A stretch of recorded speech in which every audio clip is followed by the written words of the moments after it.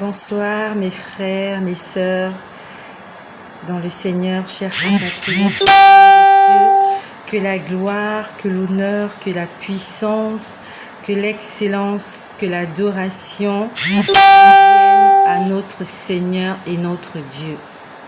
Les choses cachées sont pour le peuple de Dieu. Les choses cachées sont pour toi et pour moi. Et il n'y a que les enfants de Dieu qui peuvent comprendre certaines choses. Il y a des choses que vous pouvez dire aux gens dans la rue, ils ne comprendront pas. Seuls les élus comprennent certaines choses. Et j'aimerais que tu rendes gloire au Seigneur. Tout à l'heure, j'étais en train de dire merci au Seigneur parce qu'il nous permet en ce 21e siècle d'écouter ce genre de révélations. Beaucoup de gens ont voulu entendre ces choses, mais ne l'ont jamais entendu. Sois béni ma petite sœur Magdala, sois béni mon frère Marcy, soyez bénis dans vos maisons, dans vos familles. Que votre vie chrétienne soit bénie et riche des révélations qui nous viennent de la part de notre Seigneur. Beaucoup de gens ont voulu entendre ces choses. Beaucoup de gens ont voulu voir ces choses, mais ne l'ont pas vu. Dis merci au Seigneur, toi qui peux entendre ces choses. Il y a encore de cela 1 an, cette chaîne n'existait pas. Il y a encore de cela 1 an, je n'étais pas moi-même au courant de toutes les révélations que je vous fais aujourd'hui. Je n'étais pas au courant.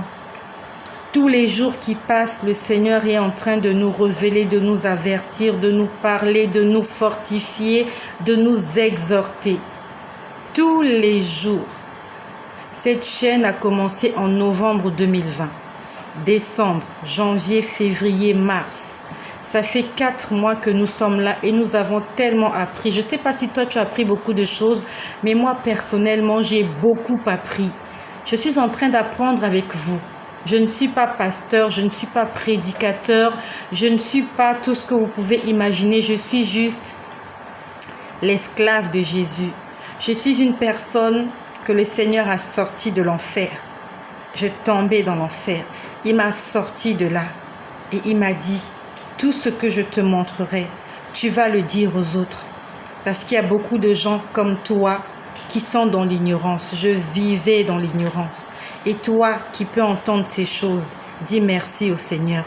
Il y a des gens quelque part, dans des endroits reculés, où il n'y a pas Internet, où il n'y a pas l'électricité. Ils ne peuvent pas être connectés. Et toi qui peux entendre ces choses, dis juste merci Seigneur Jésus. Il y a des gens peut-être, ils entendent, ils ne comprennent pas parce qu'ils ne comprennent pas ton langage. Ils ne comprennent pas le français. Il y a des gens qui parlent chinois, des gens qui parlent japonais, qui parlent russe. Et s'il tombe sur ce site, il va juste voir une dame en train de parler. Mais il ne va pas comprendre qu'est-ce qu'elle est en train de dire. Et toi qui peux comprendre ces choses, soyons reconnaissants. Ne soyons pas ingrats. Disons merci. Si tu étais mort l'année dernière, tu n'aurais pas entendu ces choses. Mais le Seigneur a voulu que nous soyons vivants jusqu'en ce 25 mars, afin de continuer à apprendre de sa part. Continuer à apprendre. Le 25 mars 2020, il y a des gens qui sont morts. Hier encore, il y a des gens qui sont morts, qui n'ont pas eu l'occasion d'entendre ça. Toi qui entends ces choses, qu'est-ce que tu en fais? C'est bien de liker, c'est bien de faire des commentaires. C'est bien de partager, mais qu'est-ce que ça apporte de positif ou de plus dans ta vie? Est-ce que ça te rapproche plus de Dieu ou bien tu es juste fanatique d'entendre des choses qui vont arriver, ça va arriver cette année, voilà ce qui va arriver? Qu'est-ce que tu en fais? Si Jésus revient ce soir, est-ce que tu es prêt? Si Jésus revient ce soir, est-ce que tu es prêt? Nous venons ici pour être prêts lors de la trompette. Quand la trompette finale va sonner, il faut que nous soyons prêts, que nous soyons tous enlevés. Toi qui es là, tu es là pour être prêt pour le retour de Jésus. C'est le seul but, sauver les âmes. Jésus-Christ est là pour nous sauver, non seulement nous, nos familles, nos amis, nos voisins, toutes les personnes qui nous entourent.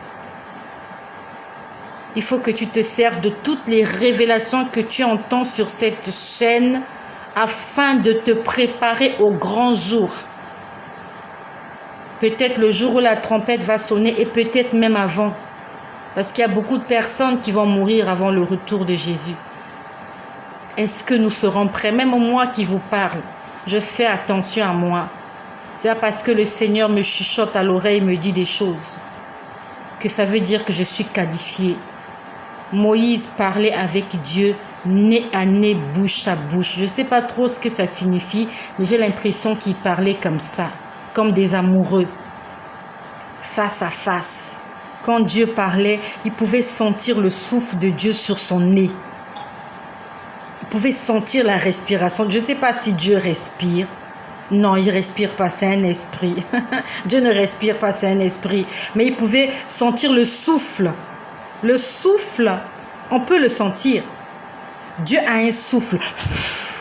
C'est ce souffle-là qui a donné vie à l'homme. C'est ce souffle-là qui nous permet de bouger. C'est ce souffle-là qui fait de nous des personnes vivantes. C'est ce souffle-là qui nous permet de dire « Je suis ». Et quand Dieu parlait à Moïse, Moïse pouvait sentir le souffle, le vent. Je ne sais pas si ça a une odeur. Je ne sais pas. Mais il ne l'a pas écrit. Mais il pouvait sentir parce que la Bible dit qu'il parlait avec Dieu nez à nez, bouche à bouche. Donc comme des amoureux comme ça. Bouche à bouche. Ils étaient comme ça, ils se parlaient comme ça. Mais il n'est pas entré dans la terre promise. Moïse n'est pas entré à Canaan. Il a vu, il a entendu, il a senti la présence de Dieu. Il est resté des jours, des nuits, des mois. 40 jours, c'est plus d'un mois dans la présence de Dieu. Mais il n'est pas entré à Canaan. Le but pour nous, c'est d'entrer à Canaan. C'est ça notre but. Toi qui es là, est-ce que tu es prêt pour entrer à Canaan? Est-ce que toi, Arletto, Bayou, tu es prête pour l'enlèvement? Est-ce que Marcy, Marcy me dit qu'il est prêt. Il dit, oui, je suis prêt pour l'enlèvement. Marcy me dit qu'il est prêt. Je vois Marcel de Leslie. Est-ce que Marcel, tu es prête? Car c'est le but final. C'est comme un enfant qui va à l'école. Il commence le premier jour de la rentrée. Le but final, c'est le dernier jour. Est-ce que cet enfant sera apte à passer son examen? Et est-ce qu'il pourra le passer haut la main? Est-ce qu'il aura son diplôme? C'est ça le plus important. Est-ce que Tatiana, tu es prête? Est-ce que Magdala, tu es prête? Il faut se poser la question. Beaucoup de gens aujourd'hui vont me regarder. Je ne le souhaite pas, mais il y a beaucoup de gens peut-être qui ne se réveilleront pas. Ils vont zapper comme ça la vidéo. Ils vont dire, oh la dame, oh c'est encore elle. Mais demain, quand ils vont se retrouver de l'autre côté, le Seigneur va leur faire voir la vidéo. Il va leur dire, je vais permettre que tu tombes sur cette vidéo afin que tu sois prêt à me rencontrer face à face. Mais tu as zappé la vidéo. Il y a quelqu'un tout à l'heure qui m'a écrit un truc, je n'ai pas compris ce qu'il voulait écrire. FK. Il a mis FK. Je ne sais pas s'il voulait dire que ce que je dis c'est du fake ou bien s'il voulait me dire fuck. Je ne sais pas. Je ne sais pas. Je lui ai dit, le Seigneur Jésus t'aime. Disons-le à tout le monde, le Seigneur Jésus nous aime. Moi qui étais dans les méandres, je n'avais jamais imaginé qu'un jour je pouvais parler comme ça sur les réseaux sociaux. J'étais loin d'imaginer que ça pouvait m'arriver. J'étais loin d'imaginer ça. Mais celui qui est le maître du temps et des circonstances, il savait quand il me voyait, quand j'étais en train de me pervertir, il savait que celle-là, c'est ma servante. Il savait que toi, tu es son serviteur, que tu es sa servante. Et il t'a gardé en vie afin que tu entendes ces choses et que tu sois prêt pour ce grand jour. Il ne nous reste plus beaucoup de temps. Combien d'années, je ne sais pas. Tout à l'heure, il y a un frère qui m'a appelé, non pas qui m'a appelé, qui a écrit, j'ai lu un commentaire. Tout à l'heure, quand j'ai parlé des 4 anges, c'est vraiment ce que j'ai vu. J'ai vu 4 anges. Au départ, je vous ai dit que quand je les voyais, ils étaient dans la gloire. Honnêtement, je n'ai pas bien compté parce qu'il y avait tellement de gloire. Quand je parle de gloire, c'est la lumière. C'était tellement lumineux. J'ai pas eu le temps. En fait, j'ai pas vraiment compté le nombre de personnes. Je me suis dit, ils sont soit 4 ou 5. Mais en fait, ils étaient 4. Parce que le Seigneur est venu après pour me montrer les 4 points cardinaux où ils sont déjà placés. Le jour où je les voyais, ils étaient dans les airs. Ils étaient en fait en groupe. C'est comme s'ils descendaient. Et celui qui était devant avait l'épée. Et hier, oui, ça s'est passé hier. Oui, hier. Et hier, le Seigneur m'a montré, le sud est ici, mon sud est ici. Oui, le sud est, je ne sais plus. Bref, mais de là où j'étais, c'est comme si j'étais au-dessus du monde. Et je pouvais voir le monde, les 4 points cardinaux, le nord, le sud, l'est, l'ouest. Je pouvais voir que le nord, c'est l'Europe. Le sud, c'était Madagascar. Et l'ange qui avait l'épée était au sud, au niveau de Madagascar. Au fond, là-bas, devant, en Occident, il y avait un ange. Du côté est-ouest, il y avait un ange. Tout à l'heure, il y a un frère qui m'a écrit. Il m'a dit que c'est écrit dans Apocalypse 7. Les 4 anges qui vont en parler du vent, quelque chose de ce genre. Je te demande d'aller lire Apocalypse, je crois que le chapitre 7. Il m'a parlé du chapitre 7. Je n'ai pas eu le temps d'aller lire Apocalypse, mais j'ai juste lu le commentaire comme ça. Il m'a dit que c'est écrit dans la Bible. Personnellement, quand j'ai vu l'image, j'ai pas pensé. Mais si c'est écrit dans l'Apocalypse, ça veut dire que nous sommes dans l'Apocalypse. Nous sommes déjà dans l'Apocalypse. On n'est plus dans Matthieu, on n'est plus dans Marc, on n'est plus dans Luc, on n'est plus dans les actes des apôtres. On est dans l'Apocalypse. Nous sommes là-dedans. C'est la fin. Réveillons-nous avant qu'il ne soit trop tard. Réveillons-nous sérieusement. Et je rends grâce au Seigneur qu'il m'ait réveillé avant qu'il ne soit trop tard. Il y a encore quelques années de cela, j'étais en train de faire des bêtises sans me rendre compte. Sans me rendre compte. Je faisais des bêtises. Je croyais que c'était pas mauvais. Si le Seigneur ne m'avait pas interpellée, je serais morte dans ces bêtises. Je serais restée là-dedans. Jusqu'à l'enlèvement. J'allais rater l'enlèvement. Et ma vie entière. En signe de gratitude et de reconnaissance pour ce Dieu-là, qui n'a pas regardé à mes erreurs, qui n'a pas regardé à ma perversité, qui n'a pas regardé à ma désobéissance, mais qui m'a prouvé son amour. Je vais parler de lui jusqu'à mon dernier souffle. Je parlerai de Jésus-Christ parce qu'il a fait pour moi ce que personne n'aurait fait pour moi. Il m'a sorti de l'enfer. Il m'a permis d'être vivante jusqu'à son V. Il m'a permis de vivre au 21e siècle. Si tu étais né au temps de Jésus, est-ce que tu aurais cru en Jésus? Si tu étais né en 1800, en Afghanistan, ou au Pakistan, ou en Syrie, ou en Égypte, ou en Chine, ou si tu étais né au Japon, est-ce que tu t'es déjà posé la question de savoir si tu étais né dans un pays hindou, si tu étais né en Inde, Tatiana, Marcy, Magdala, Marcel, Arleto, Inès, Sally, si vous étiez né en Inde, chez les Indiens, tu allais avoir les beaux cheveux là, derrière lesquels on court là. Toi, tu allais les avoir, ça allait être naturel chez toi, les bons cheveux, les longs cheveux là, les beaux cheveux. Est-ce que tu croirais en Jésus? Est-ce que tu serais tombé sur cette vidéo? Et si tu étais née en 1800 et que tu étais morte, où serais-tu allée? Disons merci au Seigneur, nous sommes nés au bon moment et au bon endroit. Ce n'est pas un hasard. Nous sommes nés au bon moment et au bon endroit. Nous sommes nés dans les temps de la fin. Et nous sommes nés dans des familles chrétiennes. Nous sommes nés dans des pays laïques où nous pouvons exercer notre foi librement. Moi, je suis dans un pays où j'ai le droit de prêcher l'évangile. Personne ne viendra m'arrêter.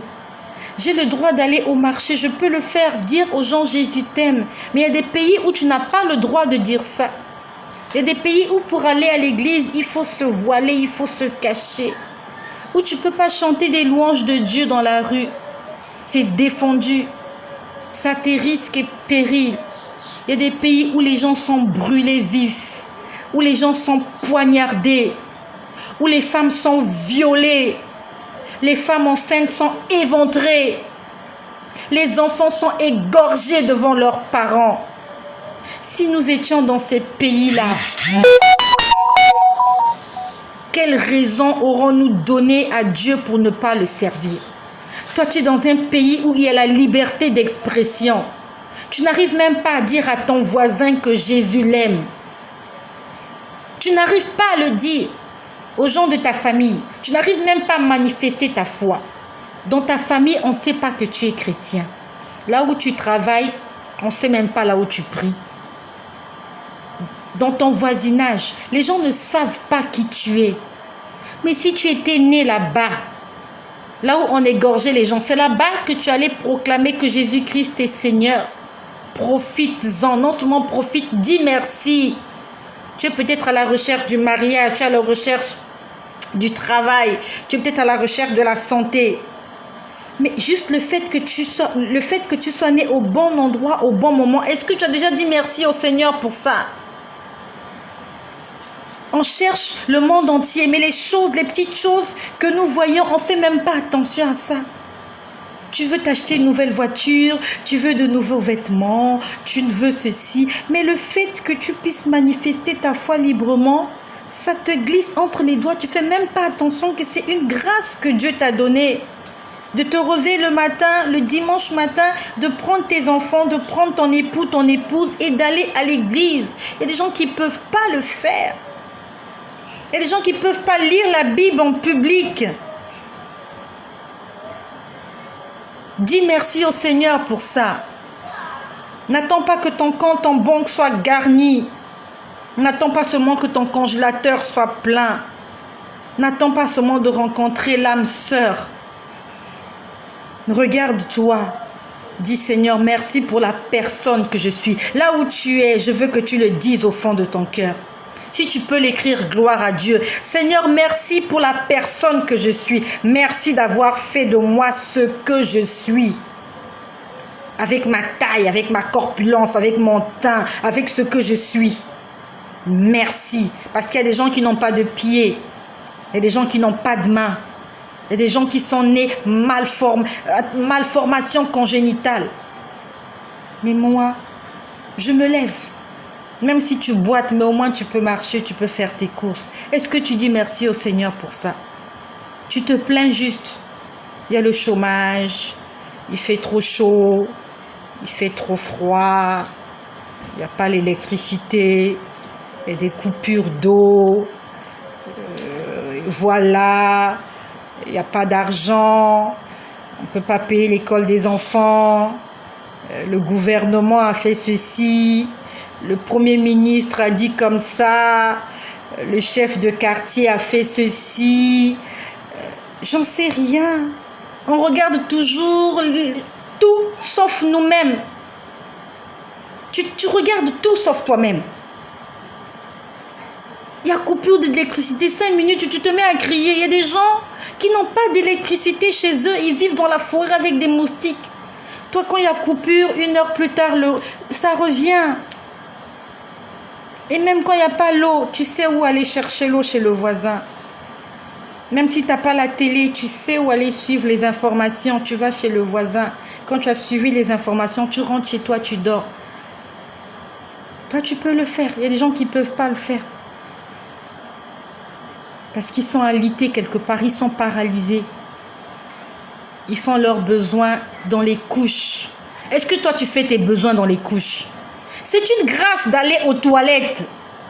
C'est une grâce de se réveiller, de se lever, d'aller au petit coin, de s'asseoir tout seul, de faire ses histoires tout seul, de se lever tout seul, de se nettoyer. Mais c'est une grâce.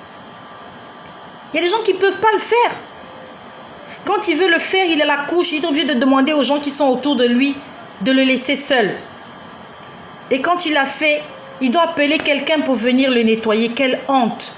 Et quand il n'y a personne, il doit supporter ça. Ça lui brûle le derrière. Quand je parle de ces choses, je sais ce que je dis parce que j'ai vécu ça. J'ai une césarienne. Ma dernière fille, ma dernière grossesse, c'est une césarienne. J'avais des couches. On mettait des couches, j'avais la sonde. J'avais envie d'aller au petit coin, je ne pouvais pas. J'avais une plaie là, j'avais l'impression que quand j'allais me lever, que ça allait exploser. J'étais malheureuse. En fait, la seule chose qui me rendait heureuse, c'est parce que j'avais un enfant. Parce que l'enfant était vivant et en bonne santé. Mais j'avais mal. Je dépendais de tout le monde. Il fallait qu'on m'accompagne aux toilettes, il fallait qu'on me lave. C'était désagréable. Dis merci au Seigneur parce que tu peux aller te laver toi-même. Il y a des gens qui doivent attendre qu'on les lave. S'il n'y a personne, il reste 2 jours, 3 jours, il ne s'est pas lavé. Il est juste là allongé, il commence à se sentir mauvais. On se plaint pour rien. Tu te plains pour rien. Tu n'as pas d'argent, mais tu as eu l'argent pour acheter la connexion. Tu es en train de me suivre là. Tu ne travailles pas. Tu as eu l'argent. Où est-ce que tu as eu l'argent pour être connecté ce soir? Il est 22h45. Dis merci au Seigneur. Même si tu es quelque part où tu as le Wi-Fi, dis merci. Peut-être que tu ne travailles pas, ton mari travaille, c'est lui qui t'a payé la connexion. Dis merci. Peut-être que c'est ton voisin, ta copine ou je ne sais pas qui. Dis merci, mon ami. Tu n'as pas de mariage, tu n'as pas d'enfant, tu n'as pas de boulot. Dis merci pour le téléphone Android que tu as. Il y a des gens qui n'ont pas de téléphone. Toi, au moins, tu peux te connecter sur les réseaux sociaux, tu peux entendre ces choses. Tu peux aller aux toilettes, tu peux faire tes besoins. Il y a des gens qui ne peuvent pas faire leurs besoins, pas parce qu'ils ne peuvent pas, mais parce que ça ne sort pas. Il y a des gens qui ne peuvent pas le faire parce que ça ne sort pas. Il force, ça ne sort pas. Il boit l'eau, ça ne sort pas. Il mange la papaye, ça ne sort pas. Il mange la nourriture pourrie pour avoir un ballonnement, ça ne sort pas.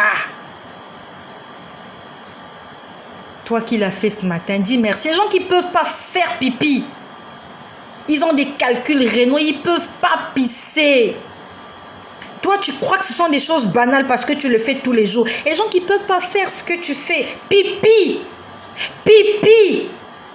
Même les nouveau-nés font pipi, surtout les garçons. Ça déborde comme ça. Moi, je me rappelle mon petit garçon, j'ai un petit garçon. Quand on l'avait circoncié, ouais, c'est circoncié, voilà. Quand on l'avait circoncié, on ne pouvait pas lui mettre la couche. Parce qu'il avait mal. Donc, à la limite, on le laissait nu. Et une fois, il a pissé, le pipi a fait un rond comme ça. On n'avait pas mis la couche sur lui, on l'avait juste laissé comme ça. Il a pissé, ça allait se retrouver de l'autre côté. Mais c'est une grâce, mon ami, de faire pipi. Quand tu fais pipi, dis merci. Même si tu n'as rien à manger, c'est pas grave. Tu as fait pipi, dis merci. Parce que si ce pipi-là reste dans ton corps, tu vas mourir. Si ce que tu vas laisser au petit coin là reste dans ton côlon, le côlon va exploser. Ouf! Parce qu'il y aura l'accumulation de ce que tu connais là, de tout ce que tu as mangé. Et comme ça ne sort pas, l'intestin va enfler, ça va gonfler, ça va éclater. Je te laisse imaginer la suite. Tu vas mourir à petit feu et personne ne pourra te sortir, aucune opération ne pourra te sortir de cette situation. Si les excréments sont répandus dans l'organisme, tu es condamné, tu vas mourir. Le matin, tu t'assois, tu fais sortir piouf. À midi, tu vas piouf. Et tu crois que Dieu ne t'aime pas. Tu manges, tu vas jeter. Tu manges, tu vas jeter. Même quand tu ne manges pas, tu vas jeter. Est-ce que tu as déjà dit merci au Seigneur pour ça? Moi, j'ai ma dernière, là, quand elle est née, il y avait un problème de constipation. Mais en tant que mère, j'avais mal pour elle. Elle était constipée. Ma dernière fille. Non seulement que j'avais une césarienne, j'avais mal. Et j'avais un enfant qui était constipé. Ça faisait mal au cœur. Tu sentais comment l'enfant veut sortir. Donc vous voyez là où ça sort, là, comment l'enfant est en train de pousser, ça a gonflé, ça a rougi. J'ai dit, Seigneur, qu'est-ce que je peux faire pour cet enfant? Je ne pouvais rien faire. D'autres m'ont dit, il faut mettre le savon. D'autres m'ont dit, il faut mettre ceci. D'autres ont dit, non, il ne faut pas mettre. En tant que maman, j'étais impuissante. Dis merci au Seigneur tous les matins. Tu te réveilles. Tu as ouvert les yeux, dis merci. Tu poses le pied par terre, tu dis Seigneur, merci. Tu vas dans la salle de bain, tu te regardes, tes yeux ne sont pas enflés, tu n'as pas de bobo, tu n'as pas eu un bouton quelque part, tu n'as rien. Tu dis Seigneur, merci pour mon visage qui est encore acceptable. Tu entres sous la douche, tu dis merci parce que je peux me laver. Tu poses ton derrière, ton postérieur sur la cuvette, tu dis merci Seigneur parce que je peux le faire ce matin. Dis merci au Seigneur. N'attends pas seulement quand ton moteur ne chauffe pas. Quand tu démarres la voiture, ça ne démarre pas. C'est là où tu commences à dire, Seigneur, qu'est-ce qui se passe? Mais non, tu n'as pas vu tout ce qu'il a fait depuis que tu t'es réveillé. Tu ne vois pas que tes enfants sont en vie. Ta femme est en vie. Toi-même, tu es en vie. Même si ta voiture ne démarre pas. Marche, prends un taxi. Dieu, il sait pourquoi la voiture est tombée en panne. Peut-être que tu allais faire un accident ce matin. Toi, comme la voiture est en panne, ta vie s'arrête là. C'est fini, terminé. Soyez bénis chez vous. Apprenons à dire merci au Seigneur. Ce n'est pas ce que je voulais vous dire aujourd'hui. Mais comme je dis, c'est le Saint-Esprit qui me conduit. Je voulais vous dire autre chose. Je voulais vous dire des choses que j'ai vues dans la semaine que je n'ai pas eu le temps de vous relater. Mais le Saint-Esprit m'a conduit là-dedans. Dans cette forme d'adoration, de gratitude et de remerciement. Dis merci au Seigneur. Dis merci au Seigneur. Je vous reviens tout à l'heure afin de vous relater toutes les choses que j'ai vues, que je n'ai pas eu le temps de vous dire parce que le Seigneur me parle tout le temps et tout le temps. J'ai mon papier qui est là, je m'apprêtais à vous dire ce qu'il m'avait montré. C'est pour ça que j'ai écrit les choses cachées sont pour son peuple. J'allais vous faire des révélations, mais le Seigneur m'a guidé vers la gratitude. Ça veut dire que Dieu veut que nous soyons des enfants reconnaissants. Disons-lui merci. La Bible dit en toutes choses, rendez grâce au Seigneur. En toutes choses. Tu as mangé, tu dis merci. Tu n'as pas mangé, tu dis merci. Tu as fait pipi, tu dis merci.